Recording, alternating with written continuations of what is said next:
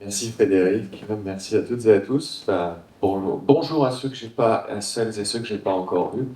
Donc je vous propose de continuer un peu la réflexion que j'avais entamée vendredi. Et autant vendredi, j'avais insisté sur le fait que la parole n'était peut-être pas, comment on va dire, nécessaire, peut-être suffisante, mais pas nécessaire dans l'hypnose. Je me suis quand même demandé si la parole avait un sens. Parce qu'on parle quand même beaucoup de suggestions, par exemple, de conflits d'intérêts potentiels, ce sont les mêmes que vendredi. Et donc, on parle beaucoup de suggestions en hypnose, donc je me suis demandé s'il ne fallait pas quand même réfléchir un petit peu à ça. Donc, j'ai repris les définitions, celle de 2015, American Psychological Association, qui dit un état de conscience, l'hypnose est un état de conscience qui implique une attention focalisée, une conscience périphérique réduite, caractérisée par une augmentation de la capacité de répondre à la suggestion. Et puis on trouve sur Internet, 2018, American Psychological Association, une procédure, donc l'hypnose est une procédure ou un état induit par cette procédure, dans laquelle la suggestion est utilisée, etc., etc. Donc en fait, on trouve à chaque fois le mot suggestion, et du coup, je me suis dit, il fallait que je réfléchisse un peu sur ce mot-là. D'autant que moi j'ai une forme d'hypnose où pour moi la suggestion n'est pas très importante. J'en fais des fois parce que quand même il faut raconter quelque chose, mais je suis pas très sûr que c'est. Et alors j'ai regardé, est-ce que c'est important ce qu'on dit?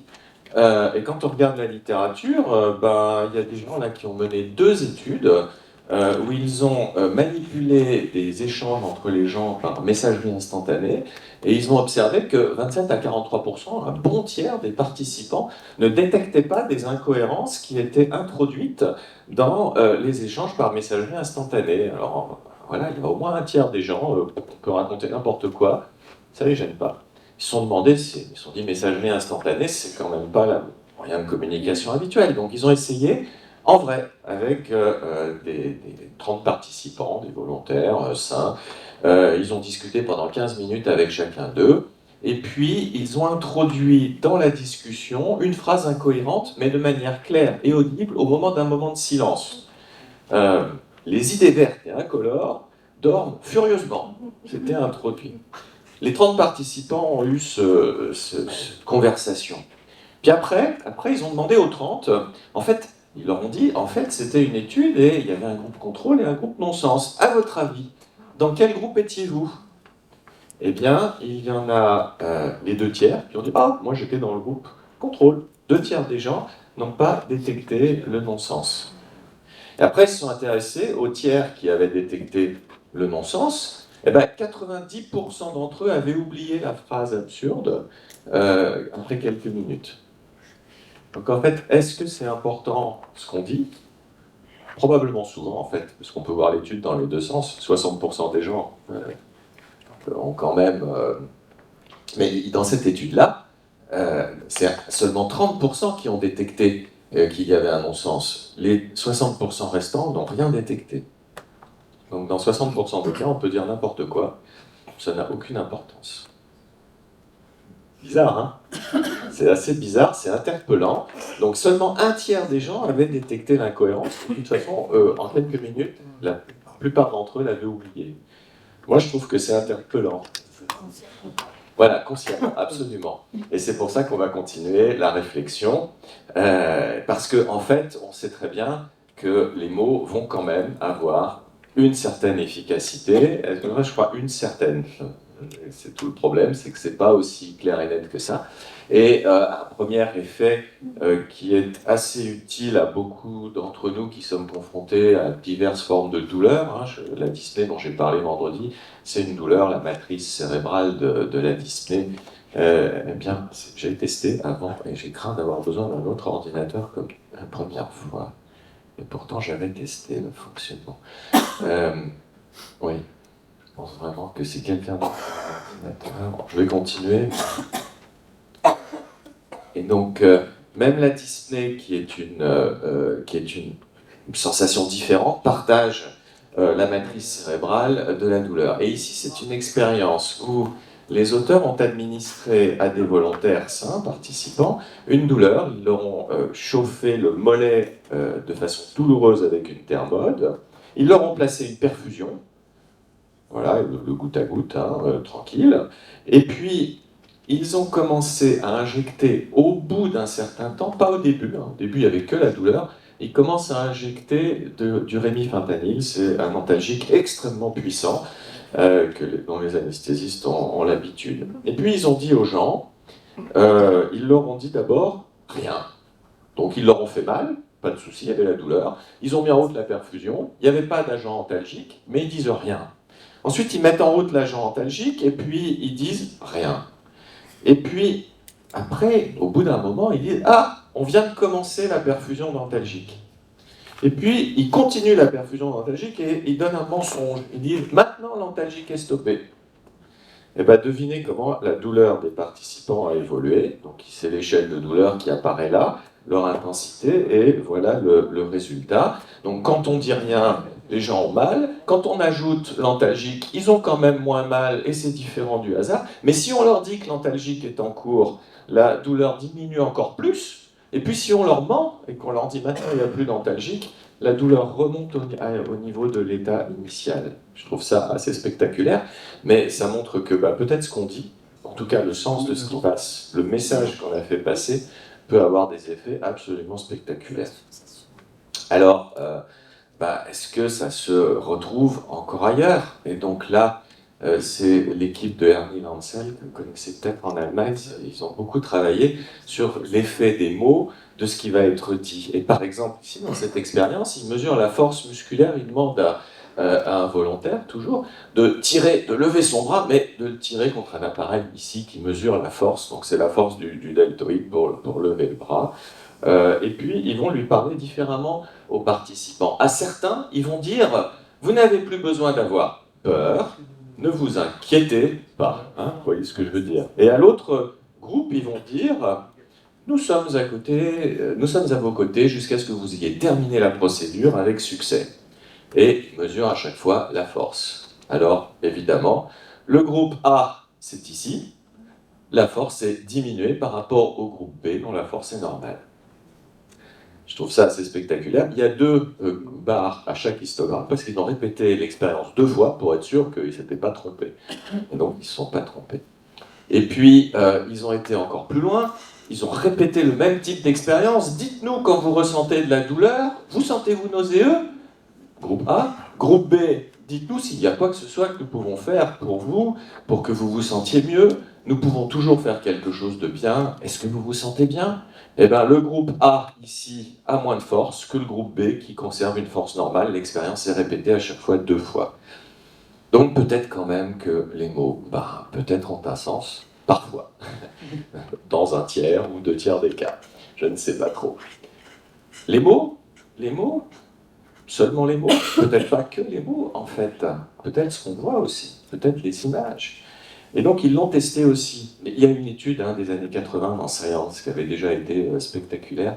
Mais ici, dans l'équipe de Annie Lancel, l'a répété. Donc, le groupe A, l'anesthésiste se présente au-dessus de la tête. Donc, le patient est allongé, l'anesthésiste vient par derrière, ici. Groupe B, le patient est en position demi-assise, l'anesthésiste arrive par devant. Groupe A, le patient est transporté dans le brancard, il voit le plafond.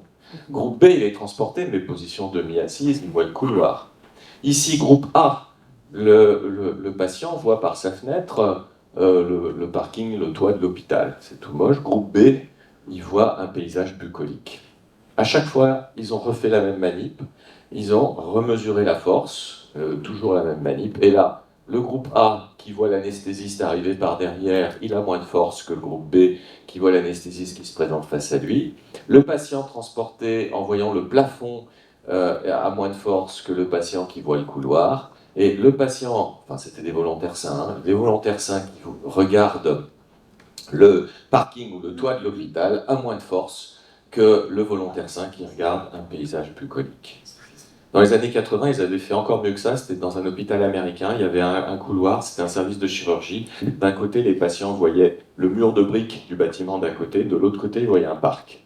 Et tous ceux du côté qui voyaient le parc, ils sortaient plus tôt pour même chirurgie, moins dentalgique, et ils guérissaient plus vite, ils sortaient plus tôt de la chirurgie, c'était statistique, ça a fait un papier dans Science. Donc ils ont juste reproduit un petit peu la même chose. Donc ce qu'on voit, bah, c'est aussi important. Moi, j'ai fait tapisser mon service de photographie, de belles images qui évoquent le grand air, c'est des gens dyspnéiques. Hein. Voilà, donc ça a aussi une importance de ce qu'on voit. Et mesuré avec un index relativement objectif de la force musculaire. En fait, les suggestions, est-ce qu'il faut parler que de suggestions ou est-ce que, comme François Roustan l'a dit au début quand il s'est dégagé de la psychanalyse, c'est le mot influence qui compte? Je ne sais pas. C'est un peu la même chose. Mais il y en a plein, plein de nombreux types. Ça, c'est un papier paru dans Trends in Cognitive Science. C'est assez intéressant. Ils ont refait le point sur les multiples influences auxquelles nous pouvons être exposés. Le nudging, vous connaissez? Alors, il y en a qui ne connaissent pas. Donc, par exemple, ici, le yes, il est un peu plus sympa. Il est plus bleu, moins gris. Les gens vont plus appuyer sur la touche yes que sur la touche no, alors que là, c'est le contraire. C'est le no qui est plus sympa. Alors, une expérience encore plus rigolote, c'est les toilettes de l'aéroport de Schiphol, à Amsterdam. Les gens qui faisaient le ménage trouvaient que les urinoirs des hommes étaient sales, que les gens venaient à côté. Vous savez ce qu'ils ont fait pour résoudre le problème? Ils ont collé un petit autocollant qui représente une mouche au fond des urinoirs. Du coup, les toilettes étaient propres. Les gens visaient la mouche. Ok, donc c'est le nudge. C'est des influences, mais presque rien, quoi. La mouche dans l'urinoir, je trouve ça absolument incroyable. Il y a un livre consacré à ça qui est la référence sur le nudging. Alors, avec le mot nudge, vous trouverez le livre. Bref, une influence toute simple, un tout petit rien. Voilà, je pense que moi ça me fait penser à Erickson qui envoyait le patient alcoolique regarder les plants de tomates se faire irriguer au goutte à goutte. Les ancrages. L'ancrage, on a une signification en hypnose, mais ça en a un autre parfois dans psychologie. Par exemple ici, si on nous vend un t-shirt à 100 €, on va se dire, en vrai, il doit bien valoir 80, mais il a certainement plus de valeur que celui qui est vendu à 15 €. C'est pas forcément vrai du tout, hein.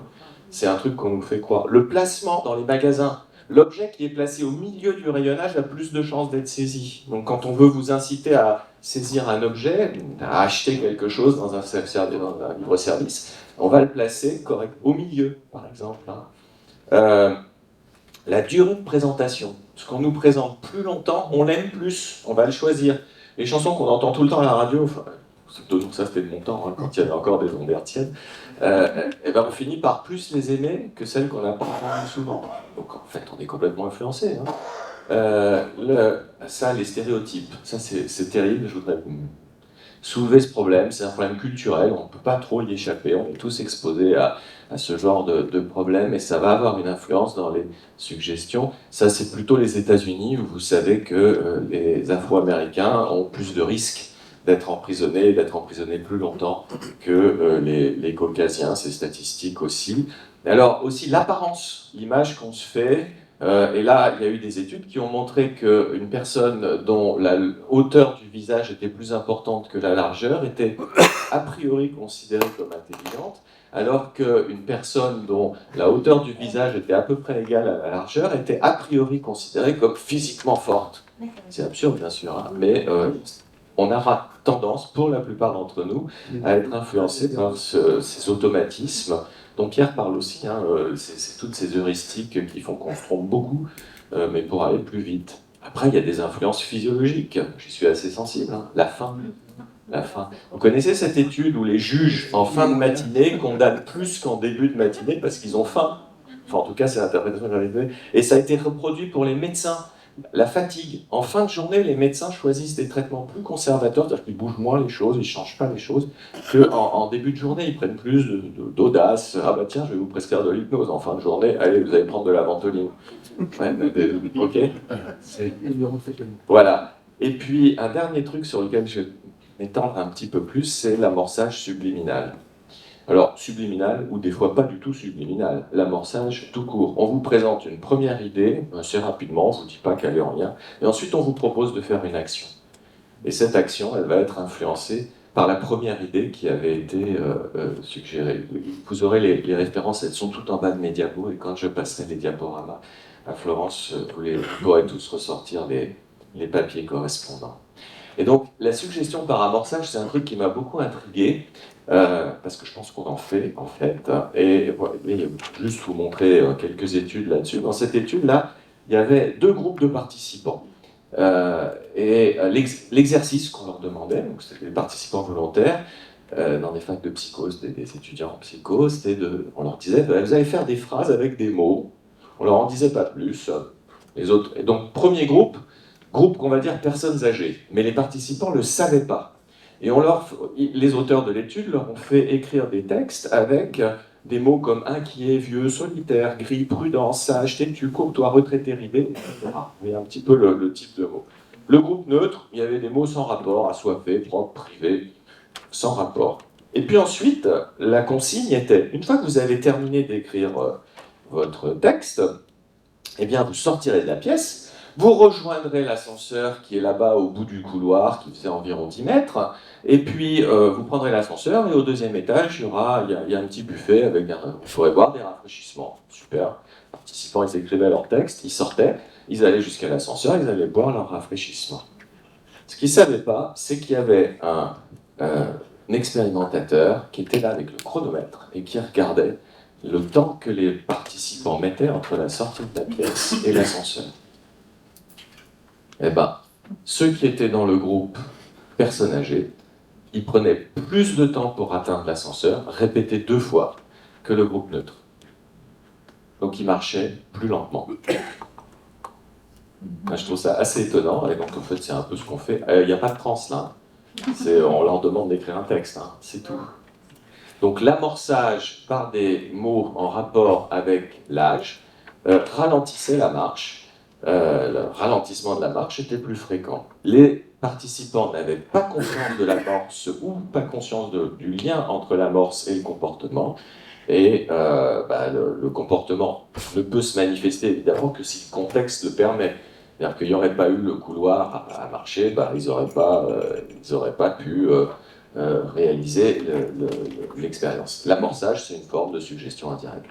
Je vous en montre un autre parce que moi je trouve ça vraiment très intriguant. Ici, il y avait 3 groupes de participants. Il y avait un groupe grossier avec les mots, le texte à écrire, c'était des mots comme agressivement, grossier, dérangé, s'immiscer, effrontément, impoliment. Un groupe poli, il devait écrire des textes avec les mots suivants, respecter, prévenant, patiemment, poli, courtois, etc. Un groupe neutre avec des mots sans rapport. Et l'instruction, c'était une fois que vous avez terminé l'exercice, vous sortez de la pièce et vous allez rejoindre l'expérimentateur qui est dans une autre pièce. Et l'expérimentateur, il était en grande conversation avec une autre personne. Et ils ont mesuré le temps que les différents groupes allaient mettre avant d'interrompre la conversation. Le groupe grossier, 326 secondes. Le groupe poli et neutre, plus de 500 secondes. Différence statistiquement significative. Et ils ont été un cran plus loin. Ils ont mesuré, parmi les gens qui étaient dans le groupe poli, dans le groupe neutre et dans le groupe grossier, quel pourcentage avait interrompu la conversation en moins de 10 minutes? Parce que les gens, ils s'attendaient quand même un peu.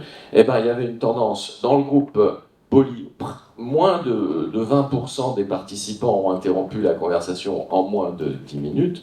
Dans le groupe grossier, plus de 60% ont interrompu rapidement la conversation en moins de 10 minutes. Je reviens un peu en arrière, non, les diapos ont sauté dans tous les sens. Et avec une tendance qui était significative, je vais essayer d'aller plus vite comme ça, voilà. Avec une tendance qui était significative. Donc c'est quand même assez étrange parce que ce qu'on dit va avoir des effets, et des effets dont les participants n'avaient pas conscience. Alors là, une étude que moi je trouve très difficile à entendre, mais c'est vrai, c'est aux États-Unis. Hein, le contexte, et là on va jouer sur les stéréotypes. Ces auteurs ont joué sur ils ont étudié des étudiants américains, non-africains-américains, des blancs quoi, hein, pour faire simple, et ils leur ont demandé d'écrire pendant 5 minutes un texte qui décrivait la vie d'un étudiant pendant une journée. À un groupe, ils ont demandé d'écrire la vie de Tyrone. Je ne le savais pas, mais c'est un prénom qui est plus fréquent chez les Afro-Américains. Et à l'autre groupe, ils ont demandé d'écrire la vie de Eric. C'est plus fréquent chez les Caucasiens, les Blancs américains. Et là, ensuite, le test, c'était effectuer un test de mathématiques standardisées. tous pareil, pas trop dur quand même, hein, parce que c'est pas... Bah, le résultat, c'est ici, je vais vous l'entourer en rouge. Les résultats, eh ben, ils étaient moins bons, les notes obtenues, 3,88 pour Tyrone, 8,29 pour Eric, et c'était donc au hasard, au hasard. Donc en fait, ceux qui avaient écrit la vie de Tyrone, ils avaient des moins bons résultats au test de maths standardisé. Ça correspond au stéréotype américain. Et ils ont été encore plus loin, ils ont regardé, mais comment ceux qui ont écrit Tyrone ou Eric, comment ils ont écrit le texte. Certains avaient écrit à la troisième personne, d'autres avaient écrit à la première personne. Je suis Tyrone, je fais tout ça. Alors là, c'est encore plus net, les résultats sont encore plus nets. Quand c'est écrit à la première personne, eh bien, le groupe Tyrone, 2,57, le groupe Eric, 7,63. Donc c'est quand on s'approprie le stéréotype, donc ils étaient tous des Américains blancs, mais quand ils se sont appropriés le stéréotype de Tyrone, ils ont dégradé leurs résultats au test de mathématiques standardisées. Je trouve que c'est extrêmement interpellant. Moi, ça ne me laisse pas tranquille, ce genre de choses, et ça me pose plein de questions sur les stéréotypes. Je trouve que c'est... et donc aussi sur la manière, en fait, les suggestions qu'on va utiliser, elles sont complètement ancrées dans notre culture. C'est aussi... et donc les stéréotypes que nous partageons dans notre culture. Même étude, je vais aller plus vite. Ici, ils ont fait un groupe intelligent, où donc c'était le mot intelligence, simplement, ou le mot professeur, pour supposer que ces professeurs sont intelligents, c'est pas forcément toujours le cas. Et puis l'autre groupe, c'était le groupe hooligan ou stupidité. Et ensuite, c'était un jeu de culture générale, de type Trivial Poursuite. Donc, tester les cultures. Et bien là, c'est pareil. Dans le groupe intelligent ou professeur, les résultats sont meilleurs que dans le groupe hooligan ou stupide. Donc, c'est absolument incroyable. Alors, on pense pas que magiquement, ceux qui se sont pris pour des teachers, des enseignants, ont augmenté leur intelligence. C'est plutôt l'idée, ça serait plutôt que il y a une petite marge, des fois on est un peu meilleur, des fois on est un peu moins bon au Trivial Poursuite. Bah, ceux qui étaient plutôt exposés aux teachers, ils avaient un peu meilleur, et ceux qui étaient exposés à hooligan, un peu moins bons dans la gamme de variabilité normale, mais ça les a quand même influencés. Moi je trouve ça particulièrement interpellant, et donc oui, ce qu'on va dire, c'est pas neutre. Donc c'est compliqué. Il y a un tiers des gens qui vont faire attention à ce qu'on dit, mais il y en a quand même plein qui vont être influencés. Et puis ça va plus loin, vous êtes peut-être comme moi, vous prescrivez ou pas, enfin moi j'en prescris pas toujours, mais souvent des tâches à faire. Je me souviens de la patiente avec un syndrome d'hyperventilation, un docteur, je suis essoufflé, je peux pas parler avec mon mari quand je sors et que je vais promener ma chienne. Et on va ça, bon ben c'est pas grave, la laisse de votre chienne, vous la tenez dans quelle main? Pas la droite, ouais. Non, vous allez la tenir dans la gauche. Puis elle revient la semaine prochaine, et puis la semaine suivante, et puis elle me dit, ah docteur, c'est incroyable, mais comment ça se fait qu'en ayant juste changé de main, l'essoufflement est disparu. Donc, il y a tout genre de tâches qu'on prescrit. Donc, ici, c'est une étude qui est issue de la recherche en marketing. Donc, on change, on n'est ni dans la médecine, ni dans la psychologie, on passe dans le marketing. Et ici, ils ont demandé à des femmes, ils s'intéressaient aux produits de luxe, et ils leur ont demandé de porter soit des sacs étiquetés luxueux, Prada, Louis Vuitton, soit des sacs dits normaux. Et ils ont regardé par différents tests comment ces femmes se comportaient. Par exemple, ils les ont mis devant un assemblage de 3 crayons, 3 stylos, et puis il y en avait un qui était beaucoup plus beau que les autres étaient vieux, usagés, puis ils leur demandaient d'écrire un petit texte, ou de choisir en tout cas un des stylos pour écrire. Eh bien, les dames qui portaient un sac de luxe, choisissaient le plus beau stylo et laissaient les moches pour les autres. Et c'était significatif. Ils ont continué un petit peu, ils ont fait des jeux, comme on fait en psychologie, des jeux de répartition d'argent, en psychologie expérimentale. Et ben, de la même manière, les femmes qui portaient un sac de luxe, elles s'attribuaient le plus d'argent dans les jeux de répartition étudiés. Et puis le score de prosocialité, donc des questions, c'est est-ce que vous allez aider les autres, si on veut des choses comme ça, il était diminué lorsque les personnes portaient un sac de luxe. Et donc, en fait, en pratique, elles avaient un comportement plus égoïste. Et donc, alors ils ont testé, est-ce que voir l'image d'un sac de luxe, ça fait la même chose? Eh ben non, c'est le fait de le porter. Donc quand on fait faire quelque chose à quelqu'un, c'est pas neutre. C'est pas neutre, il faut vraiment bien choisir ce qu'on fait. Statistiquement, ça peut avoir des résultats absolument, absolument troublants. Voilà un petit peu donc pour les suggestions. Moi j'avoue que c'est des questions que je vous pose, que je me pose. Je ne trouve pas ça simple. Si vous voulez connaître jusqu'où je me pose ces questions, ma question ultime à laquelle j'ai pas de réponse, c'est celle du libre arbitre. Et là, il y a de la littérature dans les papiers que je vous ai montrés, il y en a qui parlent de ça. C'est pas simple. Arrivé à ce stade-là, je me suis dit, nous, en général, on administre les suggestions dans le cadre de trans. Hein, de trans. Mais ça sert à quelque chose, la trans? D'après vous? Ça sert à quelque chose? Alors, je pense que oui, ça se peut relever ici. Mais quand vous regardez les définitions d'hypnose que j'ai données au début, le mot trans, il figure de manière très indirecte. On comprend que peut-être c'est un peu modifié, mais qu'est-ce que c'est en fait? Le mot qui revient de manière régulière, c'est le mot suggestion. La transe, elle est à peine évoquée dans les définitions.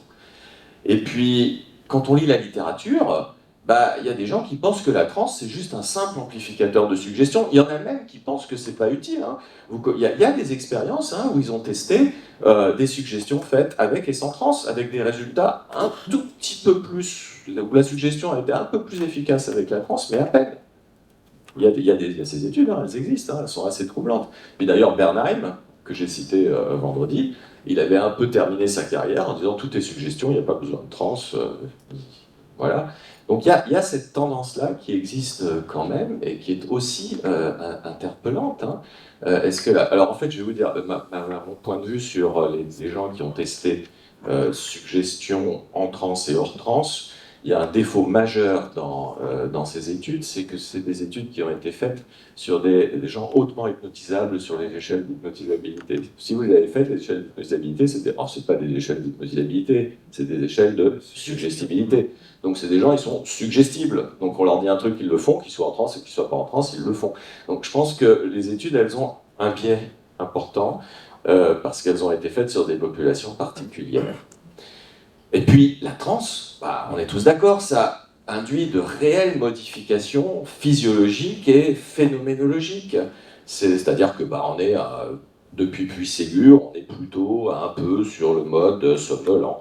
Mais enfin bref, à quoi sert la transe, hein, je vous le demande, et en tout cas c'est la question que je me suis posée. Alors, pour avancer un tout petit peu dans le rôle de la transe hypnotique, je me suis demandé s'il y avait des modèles de transe, d'état non ordinaire de conscience, on va dire, qui existeraient sur un mode, qui seraient quasi expérimentaux, mais sans suggestion, sans ce que nous faisons, c'est-à-dire qu'on le suggère un petit peu. Et là, j'ai trouvé deux modèles que j'ai trouvé intéressants. Le premier, c'est les expériences de mort imminente, souvent associées à de la décorporation. Vous savez que c'est pas forcément associé à une mort réelle, hein, ça peut survenir, il y a des gens qui le décrivent en méditation, et on peut le décrire dans d'autres situations. Ou la décorporation, les gens qui se voient sortir de leur corps aussi, ça fait un peu le même effet dans les études que d'avoir eu une expérience de mort imminente. Et puis il y a un autre domaine, c'est les prises de substances psychédéliques. C'est plus compliqué parce que la plupart des prises de substances psychédéliques se font avec un entourage psychologique qui contrôle les choses, donc dire que c'est purement sans suggestion, mais enfin, on va dire moins de suggestion. Et là, je me suis demandé, mais qu'est-ce que ça apporte tout ça? Et il y a un truc qui est flagrant, les études figurent en dessous, là, vous pourrez avoir. Ce qu'on retrouve à la fois dans les substances psychédéliques et dans les expériences dominantes, c'est une diminution majeure de la peur de la mort. 90% des personnes interrogées dans les études disent que leur attitude face à la mort a diminué, a évolué, ils en ont beaucoup moins peur, ça change la vie d'avoir moins peur de la mort, c'est le cas de le dire, ça change la vie.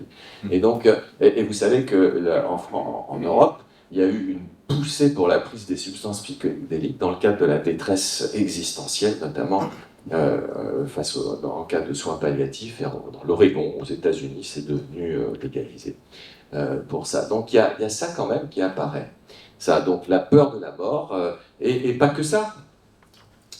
Les expériences de mort imminente ou les prises de substances, elles augmentent le bien-être personnel, la satisfaction dans la vie et le but et le sens de la vie. Ça, je trouve ça quand même assez fondamentale. Alors, qu'est-ce qu'il en est en hypnose? Qu'est-ce qu'il en est en hypnose?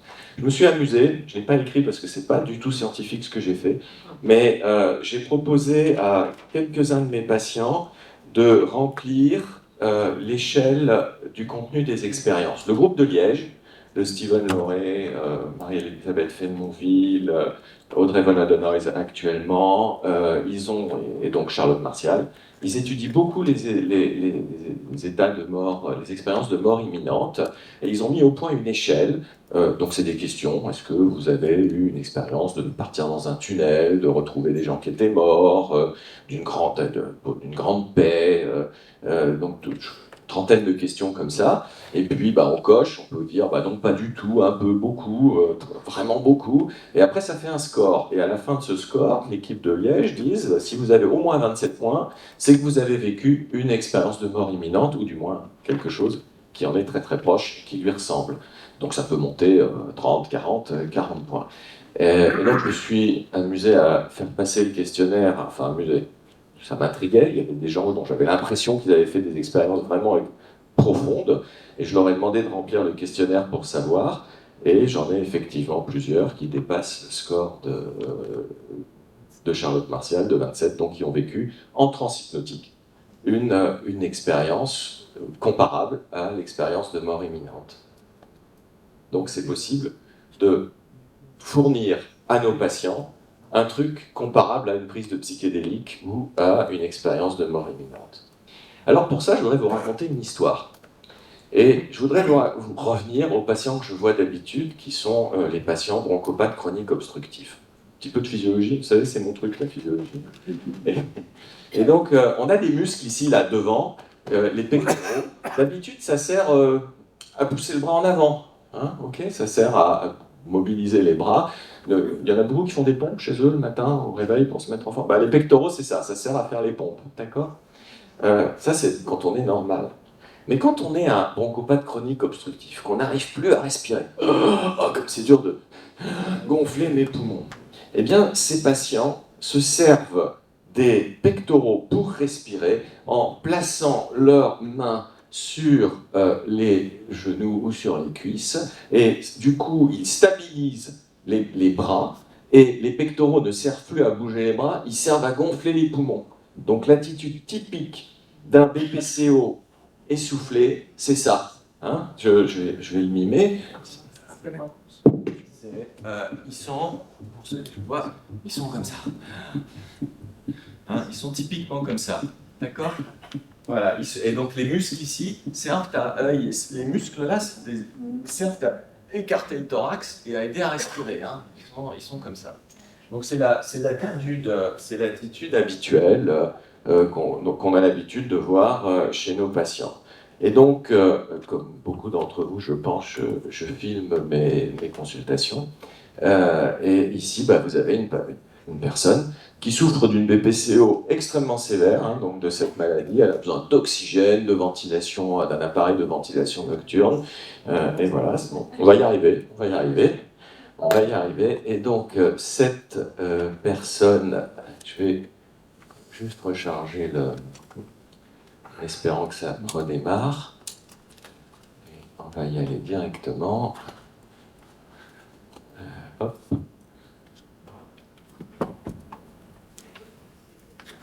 Bon. Voilà, hop là, je vais le mettre ici. On est là. Et donc, elle est BPCO. Et donc, elle est issue d'une de mes consultations. Et voilà le résultat en transe. Donc, c'est ce que je vous avais dit vendredi. L'hypnose, ça fait disparaître la dyspnée à court terme, à long terme aussi, en tout cas à moyen terme. Quelques jours, quelques semaines, c'est bon. Ça fait disparaître la dyspnée. Et donc là, elle était bien. Hein, elle était bien. Elle avait un univers totalement rétréci par sa souffrance permanente. Hein. Chaque respiration est un combat pour ces patients. Hein. C'est l'horreur. Chaque respiration est un combat. À chaque respiration, ils se demandent si ils ne vont pas mourir. Cette dame, quand elle s'est réveillée, elle a ouvert les yeux. Enfin, quand elle s'est réveillée. Quand elle est revenue. D'accord? Elle a ouvert les yeux, elle a regardé le box de consultation. Je me suis demandé un peu, ça va? Ah oui, c'est plus grand. C'est plus grand. Il y a plus de lumière. Voilà, hein, ça a été La salle était la même, hein. Moi, mon box à l'hôpital, c'est un box d'hôpital, hein. Vous voyez ce que c'est l'hôpital, hein. Donc, bon, voilà, c'est tout vide, il n'y a rien, c'est de la lumière du néon au plafond, voilà. Et donc, pour terminer, je voudrais donner la parole à l'un des patients, donc troisième consultation, une BPCO sévère aussi, une dyspnée permanente. C'est des gens, ils viennent en consultation, ils ont des petits scooters électriques, des chaises roulantes, enfin, ils ne peuvent plus marcher, hein, ils ne peuvent plus faire d'efforts. Donc c'est voilà. Et alors ce monsieur, c'est la troisième consultation. Et eh ben, Jérôme, ce monsieur-là, je lui ai fait faire ça. Et donc il dit ah ouais maintenant ça va, mais à chaque fois que je me lève là, que je sors du taxi, que je suis un peu essoufflé, je fais ça, ça va mieux. Voilà. On parlait des ancrages avec Jérôme, mais c'était ça. Et lui, ce qu'il m'a raconté, voilà, c'est ce qu'il a dit. Hein, donc c'est le français parlé, hein, c'est l'oral. En fait, j'ai compris. Je pense que j'ai vaincu quelque chose aussi sur la peur de mourir d'ailleurs. Et donc je pense que c'est ça, un peu plus, pourquoi j'ai trouvé un peu de sérénité et retrouvé de l'optimisme. Parce que ça m'a rappelé des bons moments, etc. Donc en fait, il revient de l'expérience hypnotique avec j'ai vaincu quelque chose aussi, la peur de mourir. Alors moi j'étais impressionné, hein, ah bon, très bien, magnifique, continuez comme ça, enfin j'essaye de trouver un truc en espérant qu'on va être dans les 2 tiers des gens qui font pas attention à ce que je dis, hein, parce que je me suis demandé mais qu'est-ce que je viens de lui dire, donc j'espérais, et puis il continue. J'aurais pas cru qu'à un âge comme ça, malade, à 62 ans, ça pouvait encore évoluer, rien n'est jamais perdu, et c'est assez agréable. Ça m'aura servi déjà à ça. C'est pour ça aussi que j'avais des dyspnées aussi fortes, parce que je me voyais toujours mourir. Déjà, le fait d'avoir moins peur de mourir, voilà, je suis rassuré. Voilà. Et donc, j'ai un peu l'impression que pour des patients extrêmement graves, et du coup, je me tourne un peu avec. J'ai pas d'expérience de soins palliatifs, mais je me demande si. Voilà, c'est ça. Voilà, c'est ça. C'est ça, on est dedans. Hein. Voilà. Donc je ne me considère pas comme palliativiste, mais on est dedans. On est dedans. Ouais. Voilà. Et donc, bah, c'était juste pour dire que bah, je pense que voilà, notre métier, notre technique, notre hypnose, bah, ça peut faire des transformations quand même assez extraordinaires. Et ben, moi, en tout cas, ça fait partie des choses pour lesquelles je continue. J'avais commencé sans trop y croire, hein, vous savez, je viens de la science dure. Hein. Et puis Catherine, elle m'a emmené, elle m'a dit, tu vas voir, c'est bien. Bon, la première fois, ouais, d'accord. La deuxième fois, j'ai essayé, puis finalement, je fais, c'est quand même drôlement bien. Et quand les patients nous disent ça, bah, je trouve que ça nous encourage juste à continuer. Voilà. Et bah, je vous remercie pour votre attention. Et pour terminer, c'est pas un patient dont je voudrais à qui je voudrais donner la parole, mais j'ai un pote. Euh, euh, j'ai un pote assez ancien et je pense qu'il avait déjà un peu raison avant nous tous. C'est un type du 2e siècle et j'aime bien le citer parce que je pense qu'il avait pas mal raison et que souvent on fait un petit peu ce que lui nous proposait de faire. Voilà, je vous remercie beaucoup.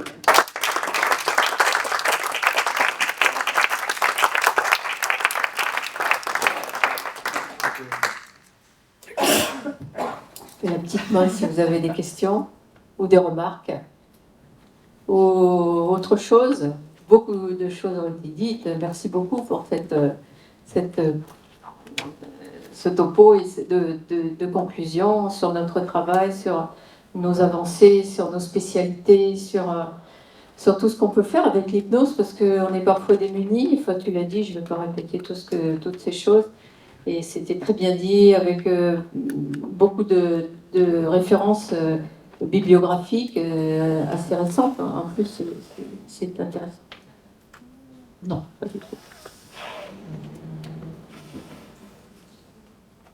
Ah, ok.